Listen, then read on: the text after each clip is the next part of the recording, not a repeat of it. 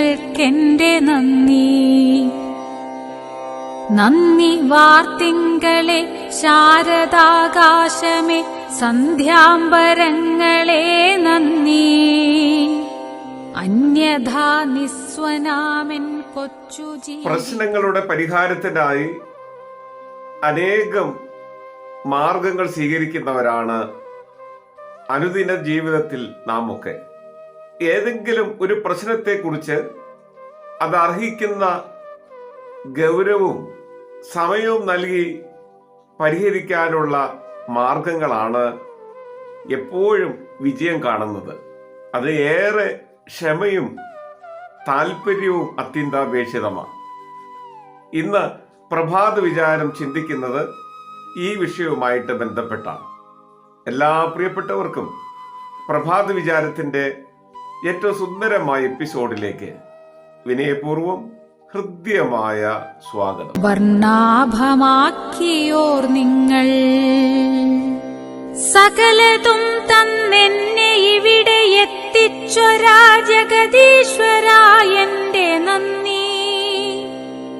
അറിയുന്നു നേടിയ സൗഭാഗ്യമൊക്കെയും അവിടുന്നു നൽകിയതാ. ഏതൊരു പ്രശ്നങ്ങൾക്കും പരിഹാരമുണ്ട്. പക്ഷെ ആ പരിഹാരം കണ്ടെത്തുക എന്നുള്ളത് ഏറെ ക്ഷമയും വിവേകവും ആവശ്യപ്പെടുന്ന കാര്യമാണ്. രണ്ട് സഹോദരന്മാർ തമ്മിൽ ഒരിക്കൽ വളരെ വലിയൊരു കലഹമുണ്ടായി.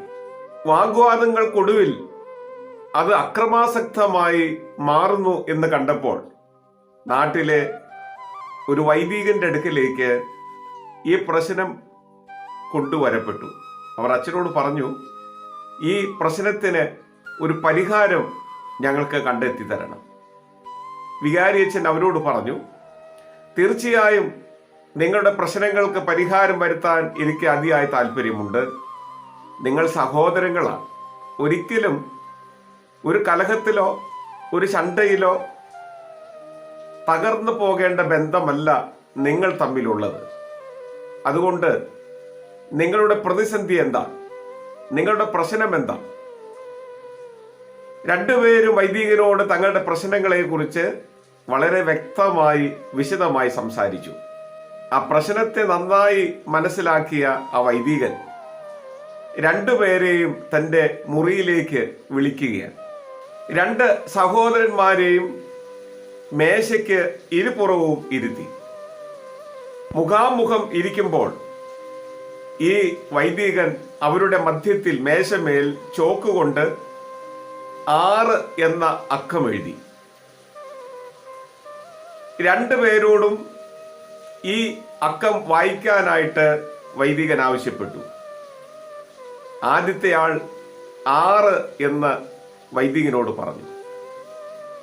അതേ അക്കം തന്നെ രണ്ടാമത്തെ ആളോട് വായിക്കാൻ പറഞ്ഞു. അദ്ദേഹം വായിച്ചത് 9 എന്നാണ്. വൈദികൻ രണ്ടുപേരെയും വീണ്ടും സ്ഥലം മാറ്റി.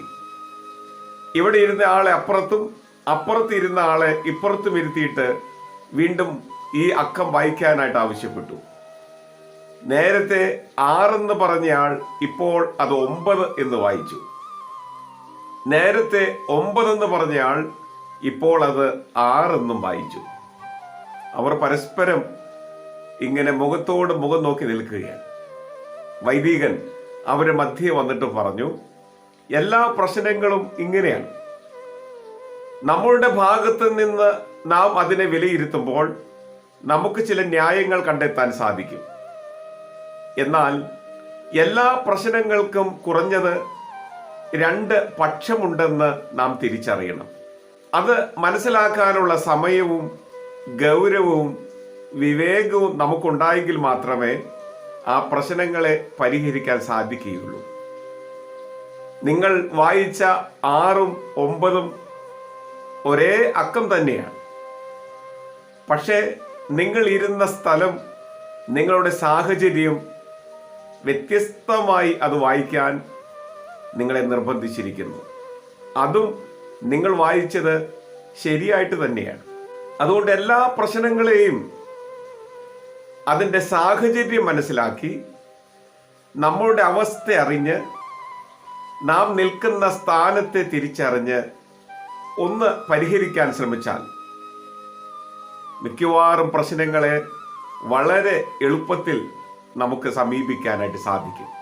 മാത്രമല്ല, അവയിൽ പലതിനും ഏറ്റവും ഉത്തമമായ രീതിയിൽ പരിഹാരം കണ്ടെത്താനും നമുക്ക് സാധിക്കും. ആ പുരോഹിതൻ ഈ സഹോദരങ്ങളോട് പറഞ്ഞു, നോക്കൂ, നാം പ്രശ്നത്തെ കാണുന്നത് എങ്ങനെയാണ് എന്നതിനെ ആശ്രയിച്ചിരിക്കും നമ്മളുടെ മനോഭാവം, നമ്മളുടെ പ്രതികരണം. അതുകൊണ്ട് ആ പ്രശ്നത്തിൻ്റെ സ്വഭാവം മാറുന്നില്ല, മറിച്ച് നമ്മളുടെ കാഴ്ചപ്പാടുകളാണ് മാറുന്നത്. അതുകൊണ്ട് മാറുന്ന കാഴ്ചപ്പാടുകളെ അവയുടെ സാഹചര്യത്തിൽ മനസ്സിലാക്കാൻ നമുക്ക് സാധിക്കുമ്പോഴാണ് ജീവിതത്തിൽ പ്രശ്നങ്ങളെ പരിഹരിക്കാനും വിജയകരമായി സമീപിക്കാനും നമുക്ക് സാധിക്കുകയുള്ളൂ. എത്രയെത്ര പ്രശ്നങ്ങൾ പരിഹരിക്കപ്പെടാതെ പോകുന്നു, എന്നാൽ എത്രയെത്ര പ്രശ്നങ്ങൾ പരിഹരിച്ച് സന്തോഷത്തോടെ മുന്നോട്ട് പോകുന്നു. നമുക്കും നമ്മുടെ ജീവിതത്തിൽ പ്രശ്നങ്ങളും പ്രതിസന്ധികളും അഭിമുഖീകരിക്കേണ്ടതായിട്ട് വരും. കാരണം ഞാനും നിങ്ങളൊക്കെ മനുഷ്യരാണ്. മനുഷ്യരോടാണ് നാം ഇടപെടുന്നത്. പ്രശ്നങ്ങളെ പരിഹരിക്കാൻ രണ്ട് പക്ഷത്തു നിന്നും അതിനെ വിലയിരുത്താനും മനസ്സിലാക്കാനും ബോധപൂർവമുള്ള വിവേകപൂർവമുള്ള ഒരു സമീപനം അത്യന്താപേക്ഷിതമാണ്. അതിന് നമുക്ക് സാധിക്കുമ്പോഴാണ് നമ്മുടെ ജീവിതം സമാധാനപരവും മധുരതരവുമായി വ്യത്യാസപ്പെടുക. എല്ലാ പ്രിയപ്പെട്ടവർക്കും മനോഹരമായ ഒരു പ്രഭാതകാലവും സന്തോഷവും സമാധാനവും നിറഞ്ഞ ശോഭനമായ ഒരു ദിനവും ആശംസിക്കുന്നു. ദൈവം നമ്മെ സഹായിക്കട്ടെ. ക്രിസ്തുനാമ കീർത്തനം സദാ മുഴങ്ങും, സത്യനാമ കീർത്തനം മുതാ. ക്രിസ്തുനാമ കീർത്തനം സദാ മുഴങ്ങും, സത്യനാമ കീർത്തനം മുതാ. മൃത്യുവെ ജയിച്ചൊരു നാമമതാൽ, സത്യനാമ കീർത്തനം സദാ. ക്രിസ്തുനാമ കീർത്തനം സദാ.